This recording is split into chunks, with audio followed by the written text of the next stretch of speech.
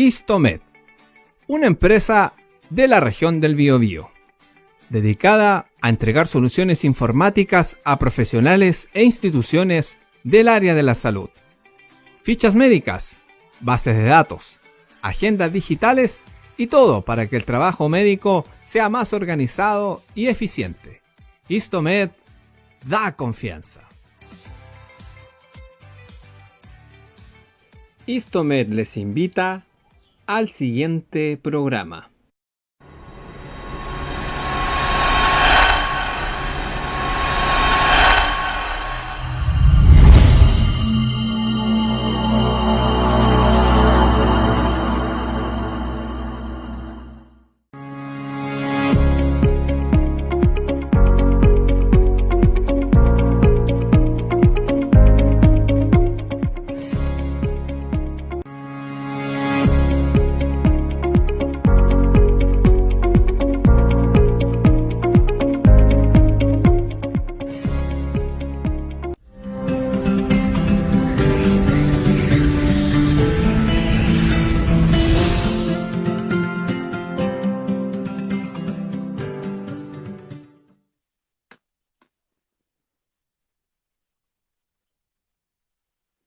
Hola, hola, buenas tardes a todas las personas que ya están conectadas una vez más al programa El Jurista por el canal Somos Cons TV, su canal digital de la región del Biobío y también que tiene conexión para todo Chile y el mundo.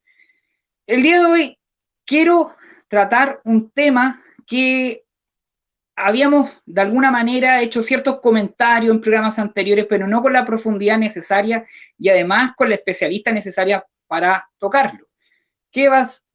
Son los tratados internacionales, la relevancia que tienen los tratados internacionales, cómo lo regula nuestra Constitución, esta Constitución que hoy en día está en discusión, que ya comienza su rumbo para un nuevo cambio, para un nuevo texto, una nueva Carta Magna desde el mes de abril.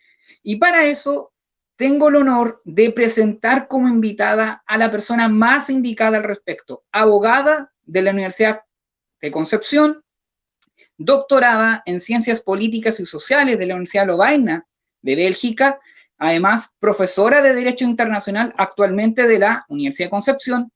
Ella además es comentarista del programa Semana 24, que se emite en el canal 24 Horas de Noticias los días domingos, y además, por si me fuera poco, es coordinadora del movimiento Independientes No Neutrales, en específico en las regiones del Biobío y Ñuble, que me gustaría, si es que no alcanza el tiempo, hacer un breve comentario respecto a ese tema. No me demoro más y presento al programa El Jurista a doña Paulina Astroza Suárez. ¿Cómo estás, Jorge? Roberto, mucho gusto es un gusto estar aquí contigo y gracias por la invitación para conversar de estos temas que me gustan tanto, además.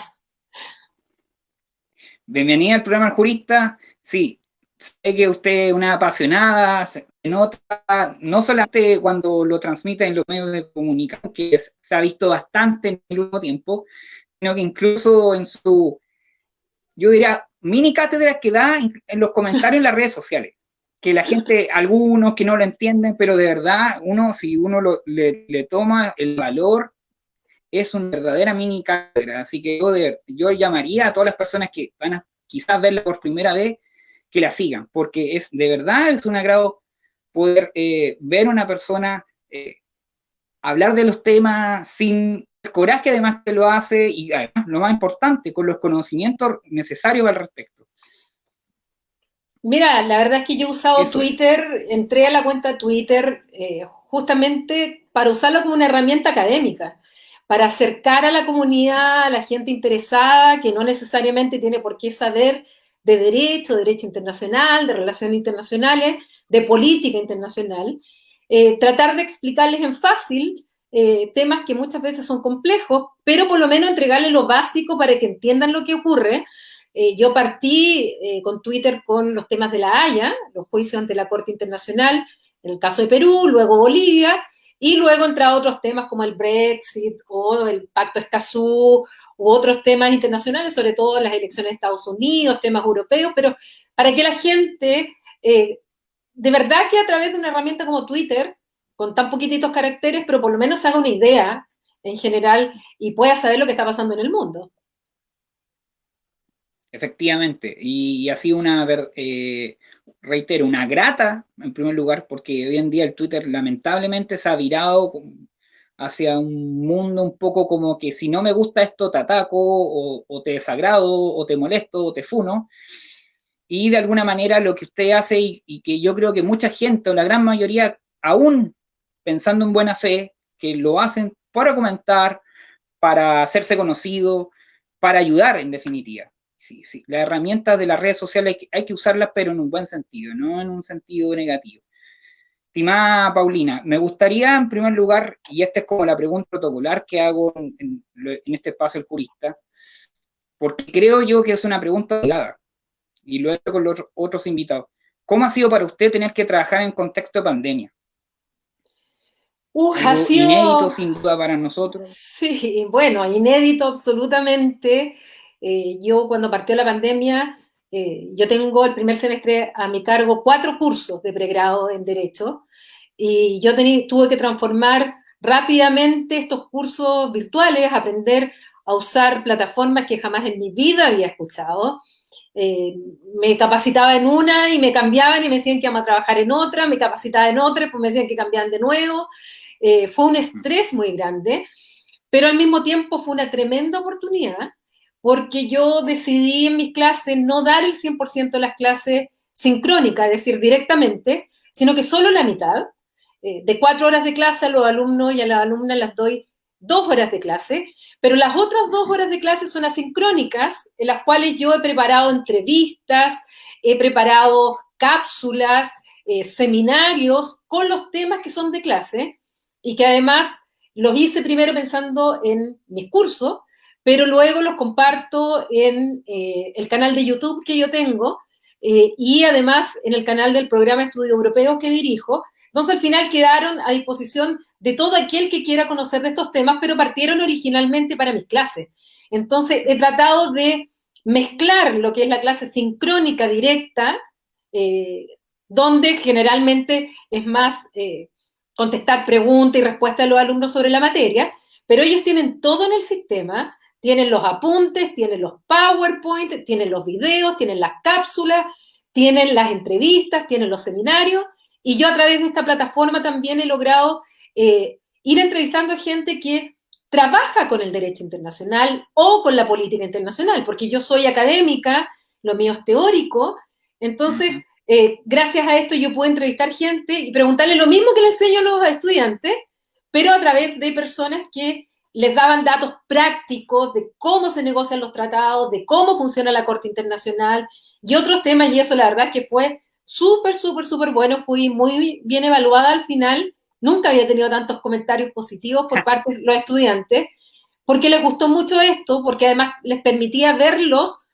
cuando podían, porque yo entendía perfectamente que no siempre tenían buena conexión, que a veces tenían que compartir el computador con sus hermanos, su hermana, entonces, bueno, gracias a este sistema que todas las clases quedan grabadas, las podían ver todo y acomodar sus horarios. Yo creo que será muy importante pensar también en los estudiantes y en su propia pandemia o confinamiento y la verdad es que quedé muy contenta y ahí tengo ahora ya, armé un canal de YouTube, cosa que yo no tenía y son cosas que me quedaron de la pandemia.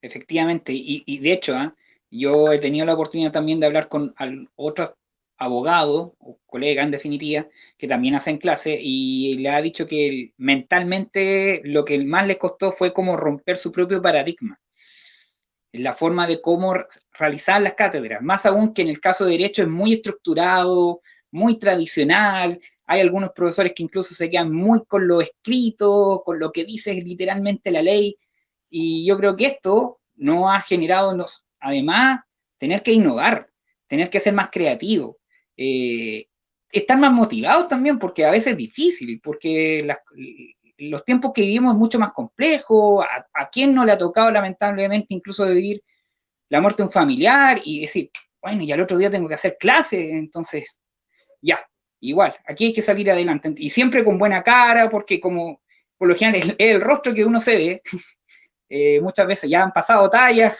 sin comentario de algunos colegas que un poco han abusado un poco de eso. Y yo creo que en ese sentido usted ha sido un ejemplo al respecto. Y por eso es que sus alumnos y la ciudadanía en general le tienen un cariño bastante especial.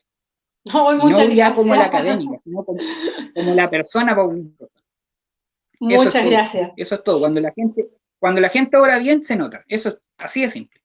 Tima, comencemos con el tema. Tratados internacionales. En primer lugar, para las personas que nos están viendo ya al respecto y aquellos que se quieren conectar, les quiero además recordar, antes de se me estaba olvidando, para escribir, si quiere hacer comentarios, alguna sugerencia, incluso hacer algún saludo a la invitada del día de hoy, pueden hacerlo a través de los medios que tiene el canal Somos Conce TV. Esto es, revisando el muro de Facebook de Somos Conce TV y escriben a el muro, ahora que estamos en el vivo. También pueden hacerlo a través del número WhatsApp que va a aparecer en pantalla. Esto es más 569 77 25 23 40.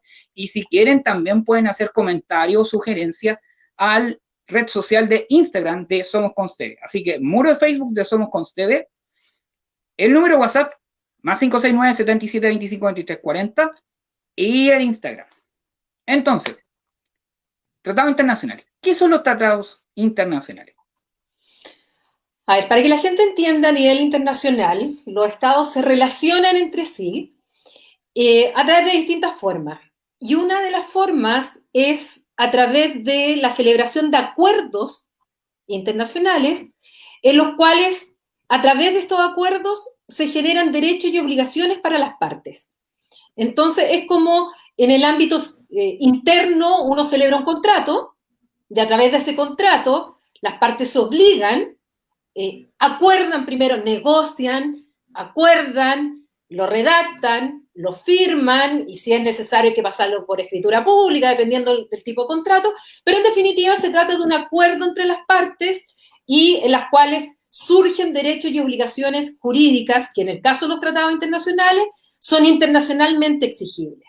Eso es un tratado. Es como un contrato, pero llevado más en el ámbito internacional y que obviamente, como es un contrato, es un acuerdo de voluntades, deben ser al menos dos, que son los tratados bilaterales. Pero si son más de dos, son los llamados tratados multilaterales. Y ahí hay muchas clasificaciones de tratados dependiendo del criterio, pero como una definición sencilla es eso.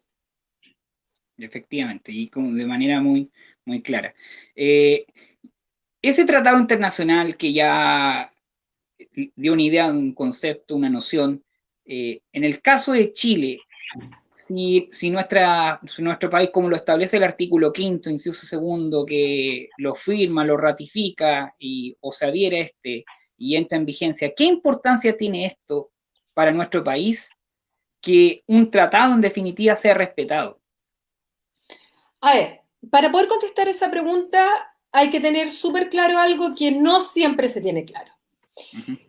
Que hay dos dimensiones. Hay una dimensión que es el ámbito internacional, es decir, es la vigencia de un tratado internacional en el ámbito internacional, con el resto de los socios que se firma o que se ratifica este tratado, dependiendo del tipo de tratado, y lo otro es la vigencia de ese tratado en el ámbito interno. Por lo tanto, hay dos dimensiones, la internacional y la interna. En el caso de la dimensión internacional, un tratado entra en vigor, normalmente tienen cláusula de entrada en vigor, entonces uno tiene que ver lo que dice el tratado. ¿Cuándo va a entrar en vigor? Generalmente los tratados multilaterales tienen cláusula, casi todos tienen cláusula, y todo esto está regulado por una convención que es muy importante, la Convención de Viena sobre el Derecho a los Tratados del año 69, que regula las etapas de celebración y dice cuándo entraría en vigor. Entonces lo primero es ver qué dice el tratado para saber cuándo entra en vigor internacional. Cuando se cumple con esa cláusula, el tratado es obligatorio internacionalmente. Lo otro es la vigencia interna. Cuando ese tratado internacional, que internacionalmente ya nos obliga, porque manifestamos el consentimiento en obligarnos y entró en vigencia, ese tratado internamente, ¿cuándo pasa a ser norma nacional? Es decir, ese tratado, ¿cómo se incorpora a la legislación interna? El derecho internacional no regula cómo los estados deben incorporar los tratados internacionales a su orden interno. Se lo deja a la soberanía de los estados. Cada estado verá cómo. Lo único que dice el derecho internacional es que si nosotros nos obligamos, tenemos que cumplir internacionalmente. Entonces, en el ámbito interno, hay estados que en sus propias constituciones establecen cómo se incorporan los tratados. Y aparte de la incorporación, hay algunos estados que inmediatamente establecen el valor jurídico de los tratados en el ámbito interno. En el caso de Chile, nuestra constitución no dice ni cómo se incorporan los tratados internacionales al orden interno, ni tampoco dice expresamente cuál es el valor jurídico de los tratados en el ámbito interno chileno. Como no hay norma expresa, ha sido finalmente la jurisprudencia y la doctrina quienes han tenido que interpretar cómo se incorporan en Chile y cuál es el valor jurídico que tienen. ¿Ya? No hay norma en la Constitución que lo diga. Por lo tanto, todo lo que nosotros podemos decir es lo que la doctrina y la jurisprudencia han interpretado respecto a la incorporación y al valor jurídico. Son opiniones. Por lo tanto, la jurisprudencia puede cambiar, como la doctrina está dividida, en muchos casos, algunos opinan una cosa, otros opinan otra. En cuanto al tema de la incorporación, hay una tendencia que es, yo te diría que es gran mayoritaria, es mayoritaria en Chile, que la incorporación de un tratado internacional para que pase de norma internacional a ser norma interna debe cumplir con los mismos trámites que tiene una ley para ser norma interna. Entonces, para que un tratado internacional sea norma chilena, tiene que ser aprobada, si es un tratado formal, por el Congreso, tiene que además internacionalmente ser ratificado y entrado en vigor, y en el ámbito interno, el presidente de la República debe dictar un decreto supremo promulgatorio y ese decreto supremo promulgatorio ordena que se publique en el Diario Oficial, se publica el decreto supremo más el texto del tratado. Ahora, para saber cuándo ese tratado entra en vigor en el ámbito interno, tenemos que ver qué dice el decreto supremo promulgatorio, porque a lo mejor tiene un plazo. A lo mejor dice un mes después de la publicación en el Diario Oficial, 2 meses después de la publicación en el Diario Oficial. O a lo mejor no dice nada, y en ese caso entra en vigor desde la publicación del Diario Oficial. ¿Ya? Esa es la tendencia mayoritaria. Y en cuanto al valor jurídico, hay toda una discusión respecto a cuál es el valor jurídico de los tratados internacionales. Si valen más que una ley, menos que una ley, igual que una ley, más que una ley, pero menos que la Constitución, igual que una Constitución, o tienen un valor supraconstitucional. Y aquí la doctrina no es unánime respecto a cuál es el valor jurídico de los tratados. Hay una tendencia a estimar que los tratados internacionales tienen un valor supralegal, pero infraconstitucional. Es decir, que tienen un valor por sobre la ley, pero bajo la Constitución. Es decir, que un tratado, si entra en pugna con una ley, prima el tratado.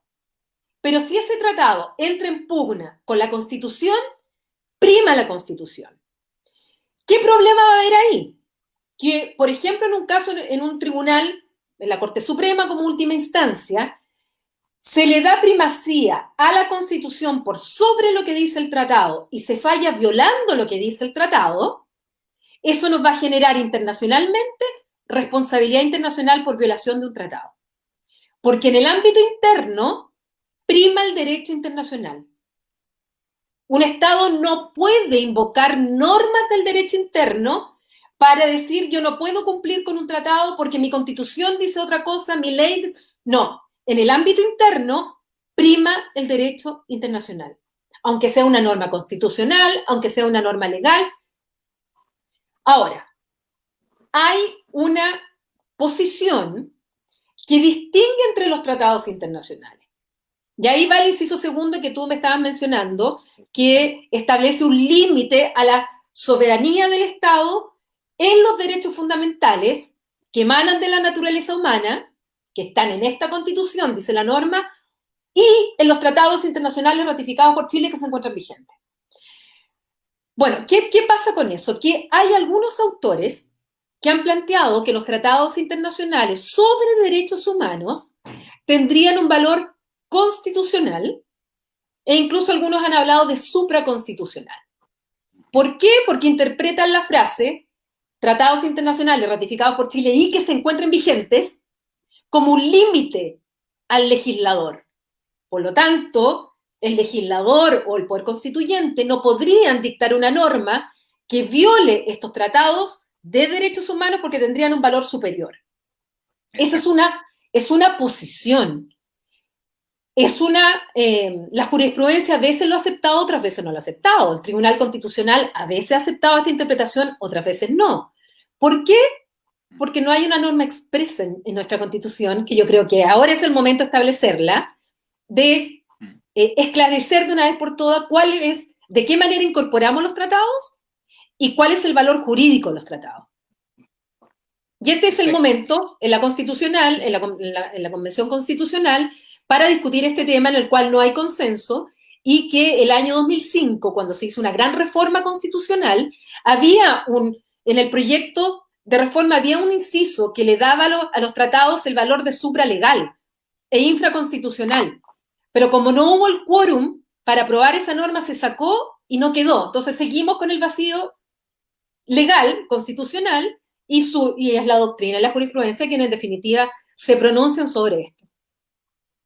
Perfecto. Me comentan que ya han llegado consultas a nuestro espacio del jurista. Así que, señor director, por favor. Don Alejandro Echeverría Ponce. Hola, buenas tardes. Qué buen tema, los derechos, y ahí pone como ejemplo los derechos del niño. ¿Están o forman parte de tratados internacionales? Y agrega, pregunta, ¿están por sobre nuestra legislación y constitución? Y ahí deduzco ahí tácitamente o no. Saludos. Bueno, ahí lo que estábamos hablando, existe en Naciones Unidas la Convención sobre los Derechos del Niño, del cual Chile es parte. Chile ratificó y entró en vigencia este tratado, por lo tanto, es una norma internacional para nosotros y es una norma nacional en Chile. En el ámbito internacional, insisto, prima el derecho internacional. Por lo tanto, nosotros tenemos que respetar en nuestra legislación interna lo que nos obligamos internacionalmente. Ahora, si es que la pregunta es si está por sobre nuestra legislación. Si lo vemos de la dimensión internacional, sí, prima el derecho internacional. Está por sobre nuestra legislación. Imagínense ustedes que nuestra Constitución tuviera una norma que estableciera una norma una disposición que va en contra de la obligación que tenemos en la Convención sobre los Derechos del Niño. Internacionalmente da lo mismo lo que diga nuestra Constitución. El Estado no puede invocar normas de su derecho interno para no cumplir con su obligación internacional. Violaríamos el derecho internacional y, dependiendo de la instancia, seguramente seríamos sancionados si es que, por ejemplo, lo llevamos al ámbito del sistema interamericano y hay una sentencia final en contra de Chile. Y en el ámbito interno, ¿cuál es el valor jurídico de esa Convención sobre los Derechos del Niño, que es un tratado sobre derechos humanos? Vuelvo a lo que expliqué, que la doctrina está dividida, que hay una tendencia a creer que tendría un valor constitucional, para otros tiene un valor infraconstitucional, pero supralegal de todas maneras. Hay discusión en la doctrina. Y Paulina Astroza, como doctrina, que he visto incluso en algunos fallos, que algunos colegas lo han citado a usted, o incluso tribunales, ¿qué opinión tiene respecto al valor que puede tener un tratado internacional? ¿Hay que verlo el caso a caso, sea tratado por tratado, o en general, de manera global? ¿Cuál es la percepción suya? ¿Cuál sería su criterio? Yo creo que los tratados internacionales, dentro de todas las clasificaciones que hay, es importante distinguir respecto del objeto del tratado. Y aquí yo soy de la tesis de distinguir entre los tratados sobre derechos humanos del resto de los tratados internacionales. ¿Ya? Porque los tratados internacionales pueden tener por objeto muchas materias, hay muchos tipos de tratados. Y en el caso de los tratados internacionales sobre derechos humanos, yo creo que, y sobre todo yendo a la tendencia más moderna de la teoría de los derechos humanos, es que estos tienen un valor constitucional. No creo que tengan un valor supraconstitucional, constitucional. Por lo tanto, llegado el caso, y si hay una pugna entre la Constitución y una convención para no violar el derecho internacional y además para proteger el objeto y fin, que en este caso sería los niños o sería cualquier otro derecho humano, yo creo que tiene valor en ese caso constitucional y debería también dársele prioridad frente a una ley, por ejemplo. Y hay que tener en cuenta otro concepto del derecho derechos humanos, pero está vinculado, que son aquellas normas de jus cogens, que son aquellas normas imperativas del derecho internacional, es como el orden público internacional, que los estados no pueden modificarlas porque sí. Ni siquiera se pueden poner de acuerdo y celebrar un tratado que viola una norma de jus cogens. Entonces, esas normas imperativas, primero, son y se estima, por la doctrina, porque la Constitución no lo dice, que son de incorporación automática. No es necesario que sea dictado el decreto supremo y publicado en el Diario Oficial. O sea, surge una norma de jus cogens y es obligatorio para el Estado. Y segundo, que tiene valor, evidentemente, supraconstitucional una norma de jus cogens. Por ejemplo, nuestra Constitución no podría establecer, imaginémonos ahora la Convención Constitucional que de repente, estoy inventando, se le ocurre decir vamos a volver a la esclavitud, y en Chile se va a establecer la esclavitud. Se va a permitir en Chile la tortura y la desaparición forzada. Bueno, ese tipo de normas violan una norma de jus cogens, que es una norma que son las normas más importantes del derecho internacional. Entonces, nuestra Constitución violaría inmediatamente una norma de jus cogens y en el cual un tribunal tendría que dar prioridad a la norma de jus cogens por sobre la Constitución y aplicar la prohibición de la esclavitud, la prohibición de la tortura, la prohibición de la desaparición forzada o las violaciones masivas. Entonces, hay que distinguir qué tipo de tratado estamos hablando. Perfecto. Estimada, vamos a ir a una pausa, vamos a mostrar uno de los auspiciadores del programa El Jurista y continuamos con el programa El Jurista ahora abocándonos al tema de Escazú. Así que un minutito y ya estamos a vuelta. Volvemos. ¿Tienes dudas o algún problema de índole judicial y necesitas contar con el servicio de un abogado? Para eso cuenta con los servicios de el Estudio Jurídico GM Abogados en Concepción. Su oficina se encuentra en calle Avenida Padre Hurtado 432, oficina 115. Contactarse a página web www.gymAbogados.cl, correo corporativo consultas@gymAbogados.cl y número de contacto 981 30 34 54. GM Abogados, un servicio legal para todos. Bueno, ya estamos de vuelta. Eso fue uno de nuestros auspiciadores, que es el Estudio Jurídico GM Abogados. Así que si quieren contactarse, aparecen los datos ya. Y incluso el programa está diferido, así que pueden revisar o la página web, su correo y el número de contacto que también sirve de WhatsApp. Estimada, otro de los temas que considero que son relevantes y que estamos en el contexto que estamos viendo, que son los tratados internacionales, es el Acuerdo Escazú.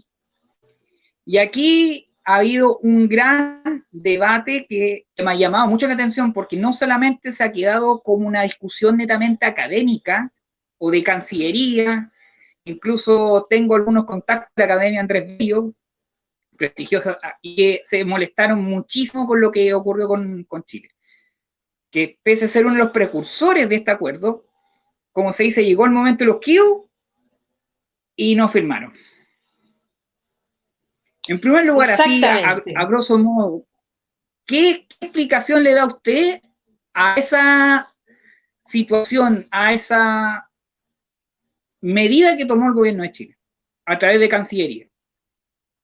A ver, lo primero para que la gente entienda, el Acuerdo de Escazú es un tratado internacional regional porque incluye América Latina y el Caribe, y el objeto de ese tratado, yo le decía que todo tratado tiene un objeto y fin, bueno, el objeto y fin de ese tratado dice relación con la transparencia en la información, con la participación ciudadana y el acceso a la justicia ambiental por parte de la ciudadanía.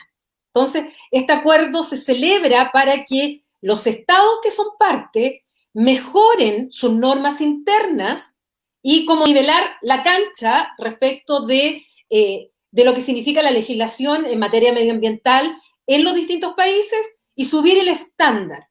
Que haya, por ejemplo, si a una persona le construyen un edificio al lado de 50 pisos, bueno, y que le va a quitar toda la luz y que va a tener, bueno, está efectivamente dañando derechos que tiene esa persona y que tenga herramientas para tener toda la información de los proyectos en su momento, para poder participar en la toma de decisión de si se autoriza o no se autoriza un proyecto, etc.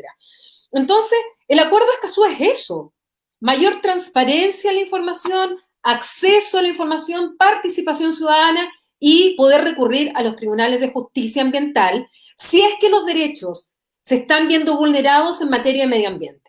Por lo tanto, aquí juntamos derecho ambiental con, evidentemente, tratados internacionales de derechos humanos. Es medio ambiente y derechos humanos. Ahora, como tú señalas, Chile fue el precursor. A Chile se le ocurrió en el primer gobierno del presidente Piñera lanzar esta idea de, así como los europeos tienen un acuerdo similar, tomar la idea del acuerdo Aarhus de Europa y hacerlo a nivel latinoamericano. Entonces partió con Costa Rica, celebraron todas las etapas, negociación, adopción, y venía el momento de la firma. ¿Ya? En acuerdos de este tipo, la firma no obliga todavía a los estados. La firma lo que hace es fijar el texto del tratado, es decir, este es el acuerdo al cual nosotros negociamos y cerramos las negociaciones y adoptamos. Le ponemos la firma y este es el texto del tratado. Pero todavía no obliga, porque para que los estados se obliguen en este tipo de tratados, porque hay otros tratados que sí la firma obliga, se requiere que sean ratificados. Es decir, que haya una segunda etapa en la cual se ratifica el tratado y ahí el Estado manifiesta su consentimiento en obligarse. ¿Ya? Entonces, ¿qué es lo que pasó con Chile? Efectivamente, Chile negoció, Chile adoptó, Chile además invitó el 6 de junio del 2018, presidente Piñera en su segundo gobierno, junto al presidente de Costa Rica, que eran los copatrocinadores, invitan a una ceremonia el día 28 de septiembre del 2018 en Nueva York, aprovechando la Asamblea Nacional de las Naciones Unidas, la Asamblea General, a que los estados en una ceremonia firmen conjuntamente este texto. Pocos días antes de esta firma, nos sorprendimos todos en que el presidente Piñera decide no firmar. O sea, ni siquiera firmar. Y, bueno, evidentemente, si a ti se te ocurre la idea de una fiesta, tú organizas la fiesta, tú invitas al resto de las personas a la fiesta, discutes con los demás el menú, compran las cosas, está listo para la fiesta, y llega el día de la fiesta y tú dices, no voy. Entonces fue, de verdad, un balde de agua fría. Y mi interpretación es que en ese momento, 28 de septiembre del 2018, nosotros teníamos el 1 de octubre de ese mismo año la lectura de la sentencia en la Corte Internacional de Justicia del caso de Bolivia contra Chile por la obligación de negociar una salida soberana al mar. Y había mucho nerviosismo respecto a lo que iba a fallar la Corte. Y muchos hablaban mal de la Corte, que la Corte es salomónica, que la Corte es política. Y resulta que el Tratado de Escazú tiene una cláusula de solución de controversia donde uno de los mecanismos a los cuales se podría recurrir si el Estado quiere es la Corte Internacional de Justicia. Entonces algunos se dieron cuenta de esa cláusula y dijeron, ¿cómo se les ocurre que vamos a firmar un tratado y le vamos a dar competencia a esta Corte que quizás ¿qué va a fallar el día lunes? Eso fue primero. Y segundo, que el Acuerdo de Escazú tiene una norma, cuando habla de cooperación entre los estados, cooperación en materia de transparencia, de participación ciudadana, de eso, dice una cláusula que los estados deben tener en especial consideración a los países sin litoral. Y algunos dijeron, oh, Bolivia. Juntaron Corte Internacional, juntaron Bolivia y dijeron, no, porque si no, Bolivia nos va a demandar ante la Corte Internacional por Escazú, por una salida soberana al mar. Y eso empezó a dar vuelta. Y eso es absolutamente falso. No hay ninguna norma que diga eso en el Acuerdo de Escazú. Entonces, además de otros intereses, yo creo que hubo que al presidente Piñera le dijeron, ponga el freno de mano, no firme. Y no firmó. 14 países en ese momento firmaron y el Acuerdo de Escazú tenía un periodo de 2 años para que se juntaran más firmas. Resulta que hasta el día de hoy, en esos 2 años, 24 países de 33 ya han firmado el Acuerdo de Escazú. Y para que entre en vigencia, se requieren 11 países, 11 estados que ratifiquen el Acuerdo de Escazú. Hasta el momento lo han ratificado 9, pero hay 2 estados que acaban de aprobarlo sus congresos, que es México y Argentina, y que solo falta que ellos depositen el instrumento de ratificación ante el depositario. Cuando lo hagan, se va a cumplir con la cláusula de entrada en vigencia. Por lo tanto, ese tratado, cuando se deposite la ratificación número 11, vamos a tener que contar 90 días y el tratado va a entrar en vigor a nivel internacional para esos 11 países que lo han ratificado. Y nosotros nos hemos quedado dentro de los países, o sea, estamos hablando de 24 países que han firmado, 11 que ya van a ratificar.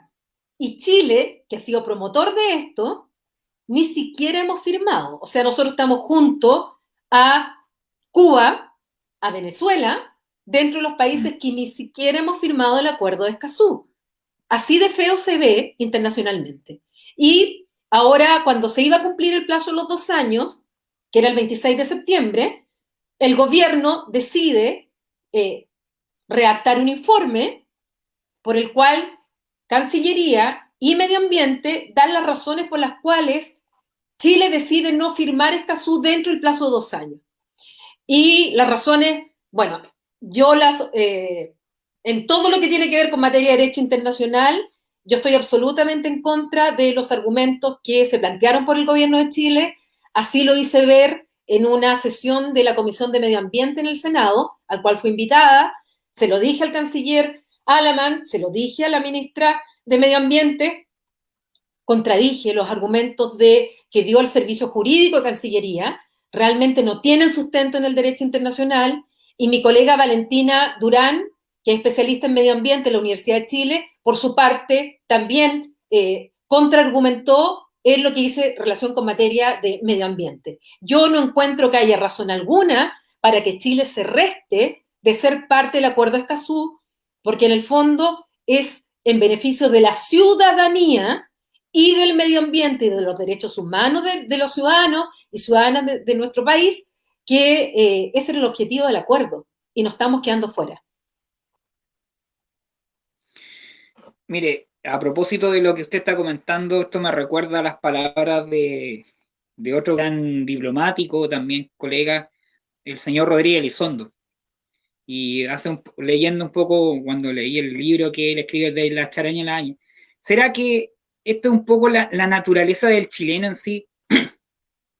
Y que eso se refleja a nivel diplomático, en definitiva, que damos la impresión de mostrar una imagen de ser un país serio, interesante, pero que llega el momento y finalmente, de alguna u otra razón, fallamos.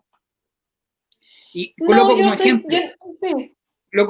Quiero colocar un ejemplo, porque se dice, y hay algunos comentarios al respecto, incluso Tomás Mochati lo planteó, de que en realidad la intención de Chile de crear Escazú y participando en conjunto con Costa Rica, porque en realidad lo que le interesaba era que se le adjudicaran la COP25.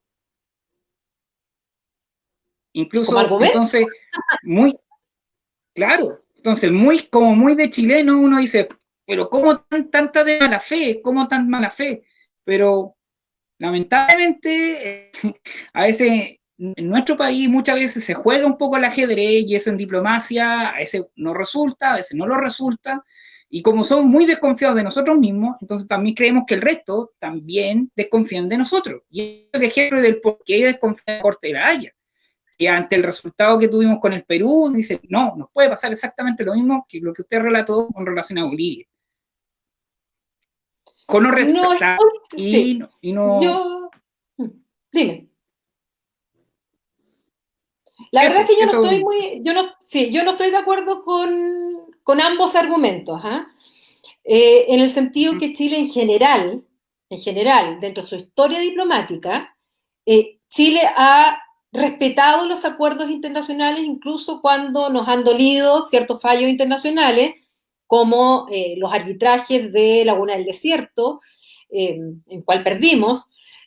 Entonces, la verdad es que yo no creo, de hecho Chile ha respetado el derecho internacional la mayoría de las veces, no digamos tampoco, yo no sé qué Estado respeta a 100% el derecho internacional y así tampoco hay Estados que lo violen totalmente todo el tiempo, o sea, eso no es verdad, eso son caricaturas.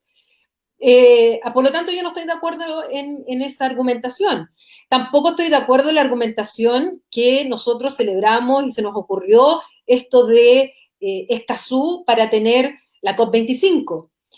Y sobre todo, y yo lo puedo decir con argumentos, porque justamente estoy escribiendo un artículo con una de las personas, es decir, la persona que tuvo la idea de Escazú, a quien rindo un homenaje porque el trabajo de ella fue espectacular. En cuanto a la idea, la tomó en su tesis de máster, se le ocurrió pensar algo como el acuerdo de Aarhus y acá, y que se llama Constance Nalegat, y propone esto, y se dijo, sí, es una buena idea, y partieron desde medio ambiente, con Cancillería, con la presidencia, y partieron con la negociación, y luego vino todo el periodo del gobierno de Bachelet, que siguieron las negociaciones, se avanzó mucho, fueron 6 años de negociación.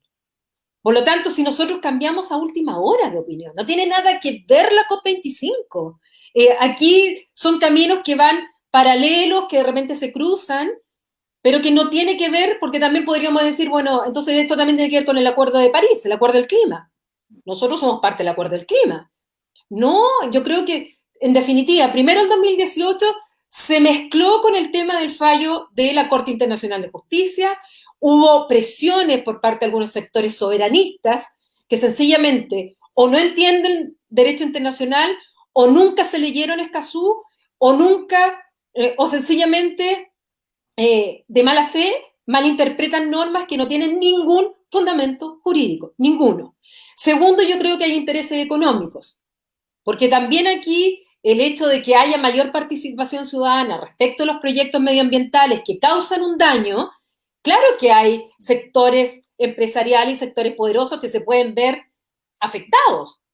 Yo creo que por ahí también va mucho, entre las forestales, las centrales hidroeléctricas u otras, o aquellos que quieren realizar algunos proyectos en los humedales, o que quieren, qué sé yo, seguir torpedeando Isla Riesco, o que quieren, o tan sencillo como tener un proyecto inmobiliario en pleno centro de Concepción, Chacabuco, con Cochrane, y que es un proyecto de no sé cuántas torres, con subterráneo, y todo lo que significa para el centro de Concepción, sobre todo la zona aquí de esas cuadras del Parque Ecuador y todo, la congestión vehicular, lo que significaba, o sea, y eran torres inmensas con departamentos súper pequeños. ¿Cómo afecta el medio ambiente? ¿Cómo afecta la calidad de vida? Entonces, cuando alguno piensa en esto, a veces piensa, los gasoductos, piensa en los... No, piensa en un edificio que se le instala al lado. Piensa en un vertedero que resulta que no está cumpliendo con las normas medioambientales y se producen también, todas estas zonas llamadas de sacrificio. Industrias que no respetan las normativas mínimas ambientales. O sea, le puede pasar, por eso que es tan importante Escazú, porque le puede pasar a una población pobre como en Lota, como en Coronel, que no tienen recursos como para defenderse, como le puede pasar a cualquiera de nosotros en algún momento en que nuestros derechos nuestra calidad de vida, de vivir en un medio ambiente sano, se puede ver perjudicada porque nos instalan de repente al lado un proyecto y que ni siquiera tuvimos la posibilidad de participar con participación ciudadana y que incidan en las decisiones, bueno, y que definitivamente no se realicen. Entonces, yo no veo nada de los argumentos que tú señalas. Yo creo que en este caso hubo específicamente una interpretación soberanista de algunos sectores, sobre todo de ultraderecha, y además hubo intereses empresariales y de otro tipo que dijeron, no, por ningún motivo nos vamos a llenar de recursos internacionales y recursos internos. Pero también es una mala interpretación del objeto y fin del tratado. Porque con o sin el Tratado de Escazú, el medio ambiente es un derecho humano. Y si se viola en Chile, y si es que no se respeta y se agotan los recursos internos, perfectamente un individuo puede recurrir al sistema interamericano y Chile puede ser condenado. Por lo tanto, con o sin Escazú, perfectamente nos pueden demandar ante la Corte Interamericana de Derechos Humanos y Chile ser condenado. Esto es una pequeña reflexión mía. Me habría encantado que esto hubiera ocurrido 20 años atrás, y esto lo tomo, por ejemplo, con Talcahuano. Talcahuano a finales de la década del 90 era una de las 5 ciudades más contaminadas del mundo por el tema de las pesqueras. Entonces, eso que pasó en Talcahuano y que nos llegó de golpe cuando nos dijeron que somos una de las ciudades más contaminadas del mundo, yo resido en Talcahuano, nos puede pasar perfectamente con otros lugares. Entonces, eso ya nos pasó. Eso nos pasó. Murió gente por la contaminación de Talcahuano. Murió gente. Entonces, usted lo que hace, y de alguna manera, y yo también, y fue una de las razones por qué incluso la invité, es que sirva este programa como reflexión. Entendamos. Esto no es porque simplemente meterle el freno de mano, sacarle el bolsillo a los empresarios o ponerse la mala onda con el gobierno. Hay que pensar en el futuro de Chile, en nuestras próximas generaciones, en nuestros hijos, en nuestros nietos. Para eso es Escazú. Por lo menos es mi reflexión. Es el cuidado del medio ambiente. Si nosotros estamos ahora afectados por la pandemia, les puedo decir que lamentablemente los efectos negativos del cambio climático son muchísimo mayores que lo que estamos viviendo en pandemia. Por lo tanto, si no cuidamos nuestro medio ambiente, si no cuidamos el planeta al que vivimos, que tenemos solo uno, como tú dices, nuestros hijos, hijas, nietos, no van a tener sencillamente un planeta donde vivir, donde hoy día con los cambios que se están produciendo, hay sequía, hay inundaciones, hay huracanes que son mucho más intensos, ya el invierno no es el invierno que era antes, el verano tampoco, hay olas de calor, hay olas de frío, hay gente, los desplazados por los efectos del cambio climático y los migrantes del cambio climático van a ser muchos más que los que están migrando por guerras o por otras razones. Y no se trata de impedir el desarrollo económico. En ningún caso se trata de impedir que haya empresas, que haya el sector productivo. No, se trata que se adapten al medio ambiente, que tengan energías limpias, que se preocupen de que al momento de producir no dañen el entorno, no afecten a las comunidades. Y eso en Europa hoy día están teniendo muchísima mayor conciencia que en otras partes. Y hoy día, por ejemplo, cuando se les dan proyectos, y ahora con todo el Fondo de Recuperación Económica, por la COVID, etcétera, solo se le va a entregar dinero a aquellas empresas que estén invirtiendo en innovación y respetando el medio ambiente. O sea, hoy día las empresas saben que tienen que adaptarse al medio ambiente y muchos empresarios y muchas empresarias se están adaptando. Muchos. Lo que pasa es que no hay que tampoco demonizar a los empresarios y ponerlo a todos dentro del mismo saco. Hay muchos que están trabajando y están produciendo respetando el medio ambiente. Lo que pasa es que hay otros que no. Y frente a eso era que el acuerdo de Escazú lo que está buscando es esa mayor transparencia, participación, acceso a la información y acceso a los tribunales, que nosotros en Chile incluso estamos más avanzados que otros países. La idea es que esos países que están más atrasados tengan la legislación medioambiental, digamos, con estándares más altos. Nosotros tenemos, dentro de todo, en América Latina, una legislación con estándares bastante altos, pero no cumplimos con todo lo que deberíamos en el ámbito internacional. Entonces, era una forma también de presionar a nuestros legisladores, a nuestras autoridades, a que vayamos también tomando conciencia de lo importante que es cuidar el medio ambiente. Estimada, cortito, vamos a un nuevo auspiciador y después pasamos a la parte final del programa El Jurista, ¿ya?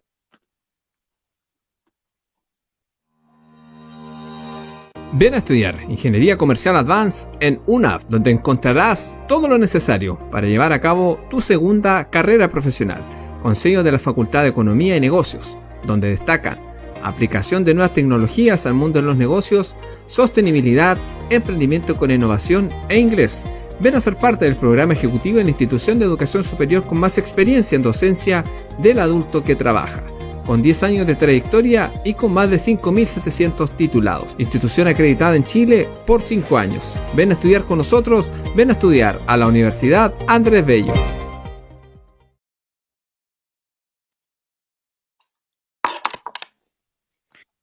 Bueno, ese fue nuestro segundo auspiciador del programa El Jurista, que es el espacio con relación a los cursos Advanced de la Universidad Andrés Bello. Y para cerrar, y quise dejarlo al final, y bueno, no alcanzó el tiempo, es que usted también ha sido partícipe, incluso apareció en un diario, si no me equivoco, El Desconcierto, que dentro de los rostros que han sido los coordinadores, verdaderos coordinadores, para esta agrupación, movimiento que se creó, que es Independientes No Neutrales. Y aquí yo quiero citar, por ejemplo, a propósito y haciendo un poco un pequeño recordatorio a las personas que nos están viendo. Quiero recordarles que el 25 de octubre recién pasado, o sea, más o menos ya 24 días que pasaron con el resultado del plebiscito, el país decidió en una gran mayoría, hay que recordar que el 52-53% del patrón electoral fue el plebiscito, a pesar de la pandemia, y que el 80% votó no solamente por la opción apruebo, sino que bajo la opción de la convención constituyente.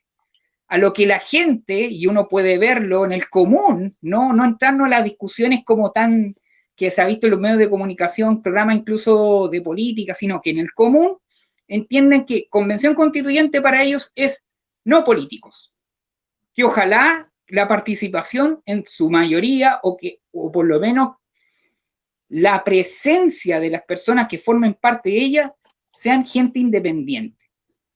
Y en ese sentido, sin duda que existen grandes dificultades en este tema. Y una de ellas es, por ejemplo, en el distrito 20, en el cual nosotros formamos parte, y ahí me refiero a Concepción, Talcahuano, San Pedro de la Paz, Chiguayante, Penco, entre otras. Si yo quiero ser candidato a la constituyente y voy solito, necesito 15.083 firmas. Imagínense. Y el promedio que le está cobrando una notaría, yo por lo menos hice el trabajo, fui a 2 notarías, es de 3.000 pesos. ¿Se imagina que una persona, yo, aunque sea abogado, que lleva un poco más de 7 años de ejercicio, tener 45 millones de pesos? Se hace imposible. Y si yo voy en la lista, me exigen más de 28.000 firmas. 28.000 firmas. Y lo que ha hecho el movimiento, si no me equivoco, y aquí me puede corregir si no es así, Independientes No Neutrales, es proponer ideas.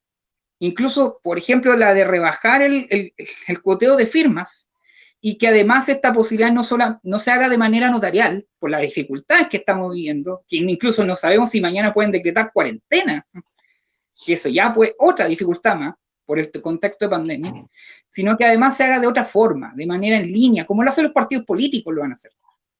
Entonces, me gustaría un poco comentar ese movimiento que ha tomado bastante vuelo en la última semana. Sí, de hecho, el movimiento Independientes No Neutrales se creó a nivel nacional, hará unos 3 meses atrás, si no tiene más tiempo, surge por la iniciativa de algunas personas que, tal como tú dices, antes del plebiscito, dijeron, bueno, como independientes, que no militamos en ningún partido político, ni queremos militar en ningún partido político, pero sí queremos involucrarnos y queremos trabajar por el apruebo y por la Convención Constitucional. Entonces, se creó Independientes No Neutrales, en el cual dentro de las personas más conocidas está Agustín Esquella, y los coordinadores nacionales son Andrea Repeto, economista, y Rodrigo Jordán, que ambos empezaron junto a otro grupo de personas, a crear este movimiento de Independientes No Neutrales. El objetivo de Independientes No Neutrales, primero, no es un partido político, es un movimiento que primero estuvo por el apruebo de la Convención Constitucional y ahora en esta segunda fase está por llevar candidatos independientes a la Convención Constitucional. Ese es el único objetivo. Independientes No Neutrales no va a competir ni en los gobernadores, en la elección de gobernador regional, ni en las alcaldías, ni concejales. No, es solamente esto. Y la idea es, como tú señalas, que la mayor cantidad de independientes no neutrales y la mayor cantidad de independientes, no solamente nuestro movimiento, lleguen a la Convención Constitucional, porque estimamos que justamente el mensaje que hubo el 25 de octubre fue que esa gran cantidad de gente que con tanta esperanza, con tanta motivación, fue a votar, pese a las medidas sanitarias, la pandemia, como tú señalas, mucha juventud, me encantó ver juventud, porque resulta que los jóvenes no estaban yendo a votar, y en la última elección de alcalde fue el 34% que fue a votar, o sea, menos del 50%, lejos menos del 50%. Entonces, esa es la motivación que tenemos. Nosotros establecimos ciertos lineamientos generales, que es el contenido, son nuestras ideas, que están en la página web de Independientes No Neutrales, y en los cuales se puede ver en general cuál es el Chile que queremos, cuál es la constitución que queremos, pero en términos de principios generales. O sea, partimos desde que la constitución debe partir desde la dignidad humana como la base de todo lo que viene hacia adelante. Estamos pensando en una democracia representativa. No estamos hablando que los partidos políticos se eliminen. En una democracia representativa, pero que además hay herramientas en que la ciudadanía pueda participar directamente en la toma de decisión. Entonces nosotros proponemos, por ejemplo, que haya iniciativa popular de ley, que se junte un cierto número de firmas y uno obligue al Parlamento, al Congreso, a tramitar un determinado proyecto de ley como existe en otros países, o que el referéndum se pueda ocupar para más materias en las cuales las personas puedan ser consultadas, como ocurre en Uruguay, como ocurre en otros países, y que no son precisamente el modelo chavista, como algunos tienen miedo. Estamos pensando en una constitución que sea una constitución con perspectiva de género, que vea la pluralidad y la diversidad que tiene Chile, que esté pensando también en el cuidado del medio ambiente. Esos son como algunos de los principios que son los lineamientos de Independientes No Neutrales, y ahora estamos en la etapa en que nosotros, primero aquí en la región del Biobío y Ñuble, nos organizamos, los pocos que éramos parte, que a mí me invitaron a ser parte de Independientes No Neutrales a nivel nacional, y junto a otros independientes no neutrales de la región decidimos organizarnos en los distritos. Partimos 19, 20, 21, primero crearnos a nivel distrital, y luego, cuando ya tuviéramos una cantidad de gente suficiente, separar los distritos y que el 19, 20, 21 se organicen solo, porque nosotros no queremos replicar el centralismo de Santiago, replicarlo en Concepción. O sea, que nosotros decidiéramos por Chillán y nosotros decidiéramos por Los Ángeles. Entonces, lo que hicimos fue eso, y la primera reunión la tuvimos hace 3 semanas atrás, en la cual llegaron ya 40 personas. O sea, la reunión constitutiva habían ya 40 personas, cosa que fue un éxito increíble, y la segunda reunión, una semana después, éramos más de 100. Entonces ahí decidimos que ya era el momento que cada distrito ahora tuviera autonomía. Entonces ahora ya separamos los distritos y están cada uno de ellos organizándose. Mantenemos una estructura como un comité ejecutivo, pero es solamente para ver los grandes temas, y el resto, cada distrito, 19, 20, 21, se tiene que organizar y ver cómo van a seleccionar sus candidaturas, sus precandidatos. Estamos aplicando filtros súper estrictos, queremos ser súper estrictos con eso, queremos que haya representatividad de independientes de distintos sectores, no somos elite, como nos han calificado qué fácil es tirarle el mote de elite a cualquiera. Estamos tratando que sea diverso, buscando a las personas que representen distintos sectores de la ciudadanía, pero claro, tenemos el problema primero de las firmas, que ojalá se baje del 0,4% que nos exigen de la votación que tuvo la última elección de diputados a un 0,2%. Segundo, que nos permitan que las firmas no sean ante notarios, sino que sea vía clave única.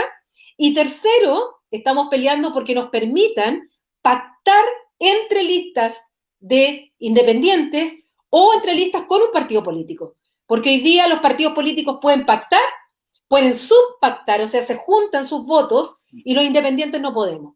Y eso es tener la cancha absolutamente desnivelada, porque aunque saquemos muchos votos, si los pactos suman sus votos entre ellos, obviamente van a sacar más convencionales porque se aplica el mismo sistema de las elecciones de diputados, el sistema DONT o de cifra repartidora, y los independientes no vamos a tener representación aunque saquemos muchos votos.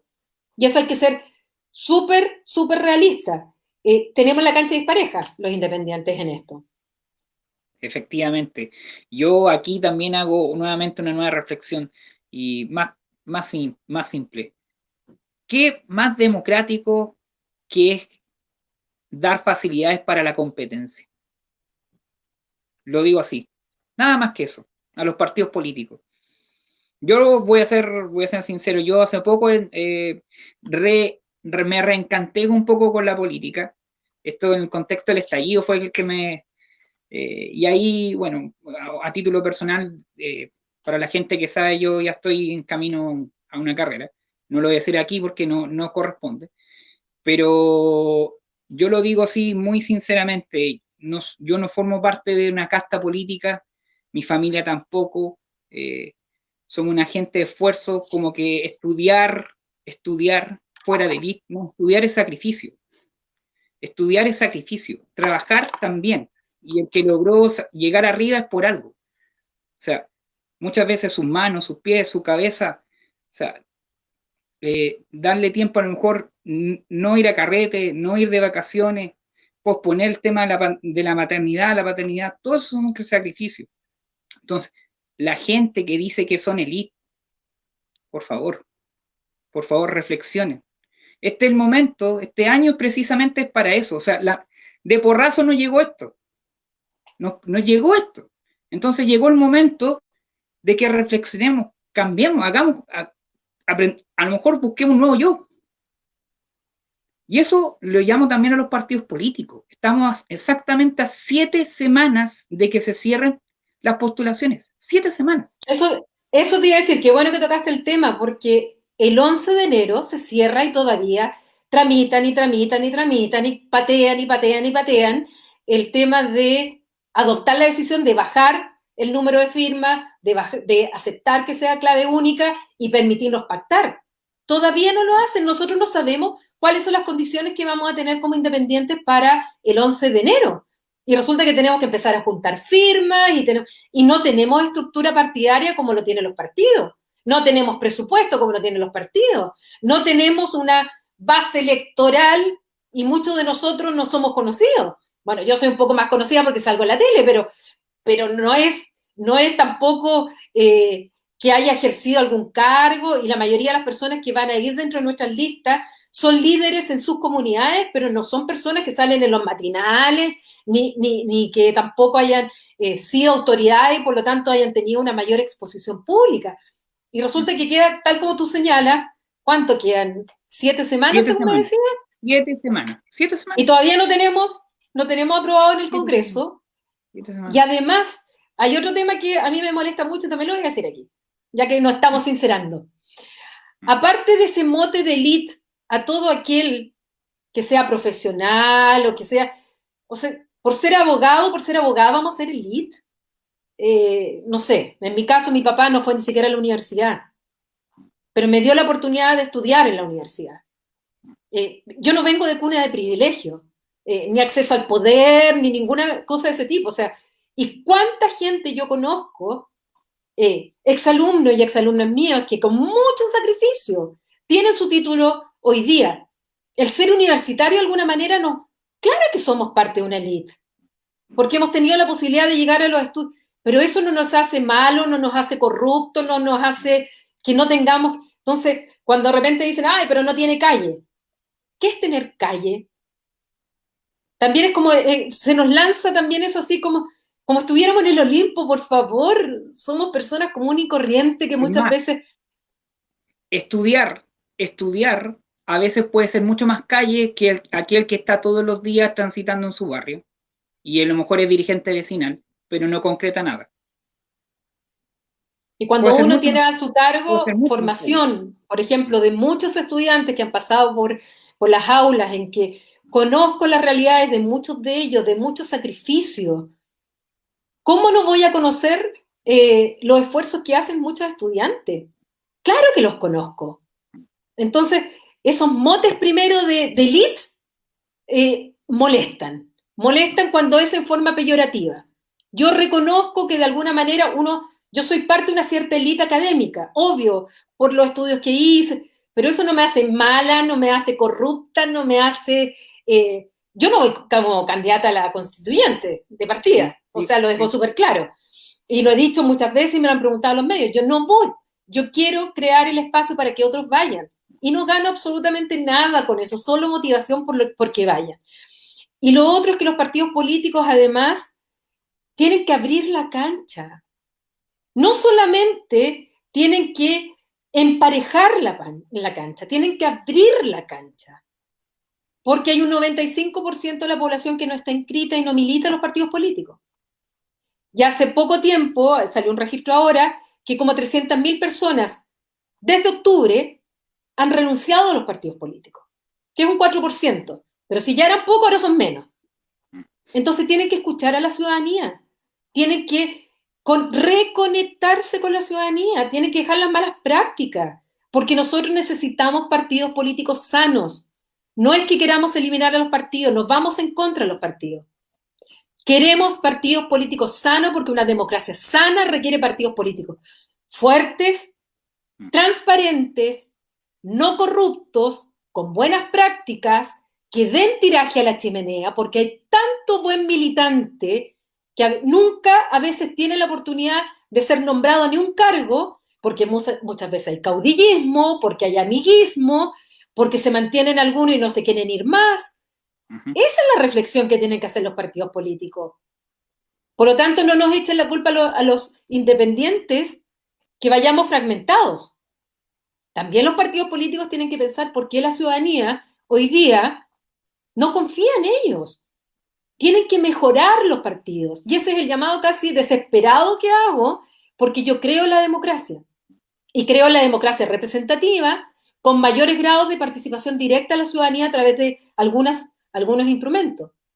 No creo en el asambleísmo, no creo en la dictadura, no creo en eso. Yo creo en la democracia, pero en una democracia con buenos partidos políticos. Yo le voy a agregar algo más, sí, patuamente, tanto para los partidos y para los que critican porque sí, porque no. Tenemos que ser mejores personas. Mira qué simple es lo que estoy diciendo, pero de verdad cuesta tanto. Tenemos que aprender a ser mejores personas, intentemos hacer el bien en todo tipo de cosas. Esa es mi reflexión. Aprendamos a buscar el bien. Eso es. Estimada, ha sido un gusto, de verdad, ha pasado volando más de una hora. Yo sé que además usted tiene otro compromiso, así que no le voy a quitar más tiempo y darle las gracias. Si usted quiere dejar algún mensaje, despedida, algún consejo. Primero, felicitarte por esta instancia. Yo creo que es bueno que vayan surgiendo canales, que vayan surgiendo estas iniciativas para entregar información, para poder transmitir ciertas ideas, conocimiento a aquellos que tenemos alguna especialidad a la gente, para que la gente comprenda. Muchas veces se menosprecia a la gente y este tipo de iniciativa, al contrario, valora a la gente, porque la gente quiere escuchar, quiere aprender, quiere entender estas cosas difíciles, que se les expliquen de manera más sencilla y en definitiva es crear una conciencia cívica. Tenemos que vivir en comunidad, tenemos que vivir, no solamente ser buenas personas, sino que además, dentro de ser buenas personas, velar por el bien común. Hemos perdido esa capacidad de diálogo, sentirnos parte de la polis, sentirnos parte de la comunidad, sentir que lo que podemos hacer puede dañar a otro o lo que podemos hacer puede beneficiar a otro. Entonces, ese es mi llamado. Estamos en un periodo histórico, inédito de nuestra historia. Estamos además en un momento delicado. Yo todavía creo que estamos como en una delgada, como Angela Merkel lo dijo respecto a la pandemia en Europa, estamos caminando como una delgada capa de hielo que en cualquier momento se puede quebrar, y tenemos que evitar eso. No insultarnos, no atacarnos, respetarnos. Qué importante es eso, que son cosas tan básicas, valores tan básicos para una convivencia sana. Así que ese es mi último mensaje y también me despido porque me tengo que conectar para otro compromiso que tengo con otro medio. Ya, estimada, un gusto, y a lo mejor más adelante, si las circunstancias se dan, la vamos a invitar nuevamente al programa El Jurista o a algún otro espacio del canal Somos Concept. Muchas gracias. Muchas gracias. Paulina. Gracias a ustedes, que estén muy bien. Perfecto. Bueno, y ha sido entonces la participación. Probablemente este ha sido el programa con mayor extensión del Jurista, pero de verdad que valía la pena, tanto por el tema que estábamos tratando, que son los tratados internacionales, también hicimos comentarios respecto al Acuerdo de Escazú, y también para lo que se viene en nuestro país, que es lo que tiene que ver con la Convención Constituyente y la participación, en este caso, de los independientes. Y que de verdad, esperemos que, por lo menos lo digo yo a título personal, que haya una gran presencia independiente, porque si no, la ciudadanía va a volver a crear un nuevo estallido. Así que un mensaje para los partidos políticos ante todo. Y también quiero recordarles a los que nos están viendo aún en vivo, que si quieren ver el programa y que habían personas que querían ver el programa el día de hoy, pueden conectarse revisando el Facebook de Somos Conce TV y, en este caso, seguir el Facebook de Somos Conce TV y ver la participación de doña Paulina Astroza. Y también les quiero recordar que Somos Conce TV sigue creciendo, que nos estamos acercando ya a los 7.500 seguidores, y por eso mismo lo logramos y crecemos en los programas. El día jueves y de lunes a viernes está el programa de la mañana, Apaga la Alarma, con mi amigo Manuel Fernández, que tiene invitados de gran calidad, con distintos temas, que además nos señala algún consejo, algún tips, notas de humor, comentario deportivo. Manuel Fernández, de las 8 de la mañana, Apaga la Alarma, de lunes a viernes. Y también recordarles que el jueves es el espacio de las mujeres de Somos Conce TV. Aquí sí, las mujeres la llevan, nos superan incluso. Hay paridad en este sentido. En primer lugar, a las 18 horas con Paola Torres, en el espacio A Esta Hora. Luego a las 19 horas, el programa de Conexión Regional con Marta Pérez. Y finalmente, pasadita a las 20 horas, el programa de emprendimiento de Somos Conce TV. Entonces, Emprende con Patti. Y también recordarles que los viernes, a veces también, ahora ya se están dando algunos cambios, los días lunes, está el programa en debate de Somos Conce TV, el debate político, el debate, si quiere verlo de manera más cercana, con datos fidedignos, las últimas novedades que están ocurriendo ahora, precisamente en el contexto de la discusión de la Convención Constituyente, lo que se viene para las próximas primarias, en el contexto de nuestra región, que hay elecciones en materia de gobernadores y también en algunas comunas de alcalde, que es el domingo 29 de noviembre, en debate con James Argo, Seremi Vivienda, Cristian Campo, exdiputado, y Juan Pablo Sperer, en este caso, presidente regional de Opoli. Yo, por mi parte, vuelvo el próximo miércoles con un nuevo programa El Jurista. Atentos que se viene un gran tema. Hasta el próximo miércoles.